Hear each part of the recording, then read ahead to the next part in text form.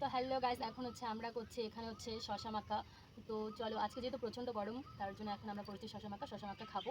ভাবলাম চলো তোমাদের সাথে একটু শেয়ার করি যে আজকের ভিডিওটা, তার জন্য ব্লগটা স্টার্ট করলাম। তো ব্লগটাকে তোমরা কন্টিনিউ করো, আমার সাথে থাকো, পাশে থাকো। তো চলো দেখতে থাকো ব্লগটা। তো তোমরা কারা কারা খাবে আসো, এখানে আমাদের বাড়িতে চলে আসো। আমরা এখন হচ্ছে ছাদে বসে রোদে বসে গরমে শশা মাখা করছি। তো আসো যারা যারা খেতে চাও।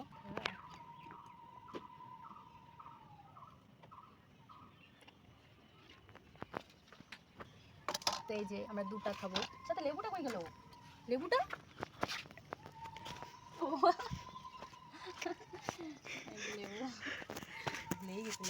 ব্লগ বানিয়েছো না কমেডি বানিয়েছো?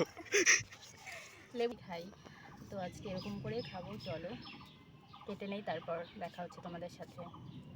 হচ্ছে এখানে তো লেবুটাতে সেরকম একটা রস হয় না, যদি আর একটু হলুদ হলুদ ভাব ধরতো। পাকা পাকা ইয়ে করে মানে এগুলো ওরকম এখনো পুরা ঠানে না, তাতে এসে বিক্রি করে, এর জন্য এরকম হাতত বসিয়ে কাটে রে, ওরকম থেরবেশ রইল না। একদমই রস নাই, প্রচুর। এটা কোনো ছোটো না, এর জন্য একটু সেন্টটা কম। শসা মাখা রেডি।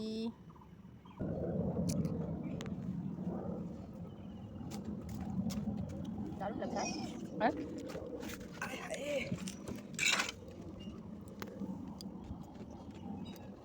কেমন হচ্ছে? इतना सुकून।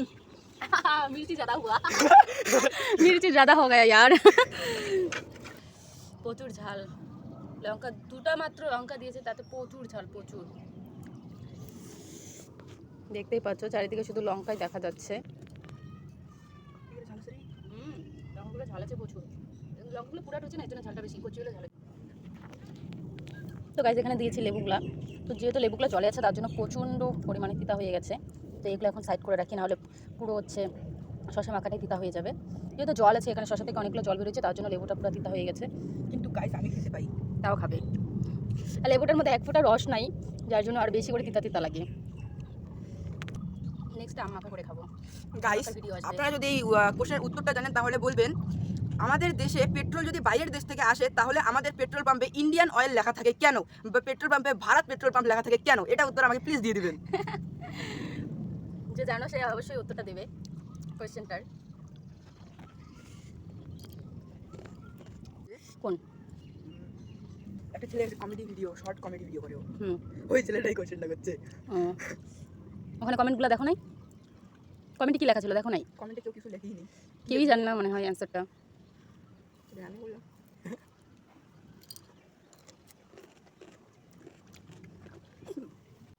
তো গাইস আমাদের এখানে শেষ, থালা পুরো খালি হয়ে গেছে। আমরা এতটাই খাই যে এক থালা শসা মাখা দুজনেই শেষ করে দিছি। এগুলো খাও, এগুলো খাও, পুরো থালাটা একদম পরিষ্কার করো। লেবু সব সে পরিষ্কার হয়ে গেছে, এখন লঙ্কাগুলোকে পরিষ্কার করতে লাগবে। খাও। তো এখানে আমাদের খাওয়া দাওয়া শেষ এখন। এখন এগুলো গরুকে খাইতে দেবো। ওগুলো এখন হচ্ছে গরু হয়ে যাবে, তো ওগুলো গরুতে খাইতেই। দেখো কতগুলো আম পড়ে আছে, পুরাই সেটাই চালটাই। তো চলো এখন যাই বাড়ি, তারপর বাড়ি গিয়ে দেখা হচ্ছে। তো বাড়ি এসে মাছ শাক তুলে নিয়ে আসে, তো সেগুলোকে এখন হচ্ছে ভাজা করে তারপর হচ্ছে খাবো। তো চলো ভাজা করি। আর যেহেতু আমার ভাজা হয়ে গেছে তার জন্য এখন খেতেও বসে গেছি, খেয়ে দিয়ে তারপর রেডি হয়ে যাব বাড়ি। তো চলো খেয়ে নেই, তারপর দেখা হচ্ছে। তো এখানে রেডি আমি হয়ে গেছি বাড়ি যাওয়ার জন্য। তো চলো, যেহেতু আমি আছি বাপের বাড়িতে তার জন্য এখন যাব শ্বশুর বাড়ি, তো তার জন্য রেডি হয়ে গেছে, চলো যাই বাড়ি। তো বাড়ি এসে এখানে যেহেতু রাত হয়ে গেছে তার জন্য আমি ভাত বসিয়ে দিয়েছি। চলো তো আমি রান্না করে খাওয়া দাওয়া করে ঘুমিয়ে যাই। আজকের জন্য এতটুকুই, দেখা হচ্ছে নেক্সট ভিডিওতে। সবাইকে টাটা, বাই বাই।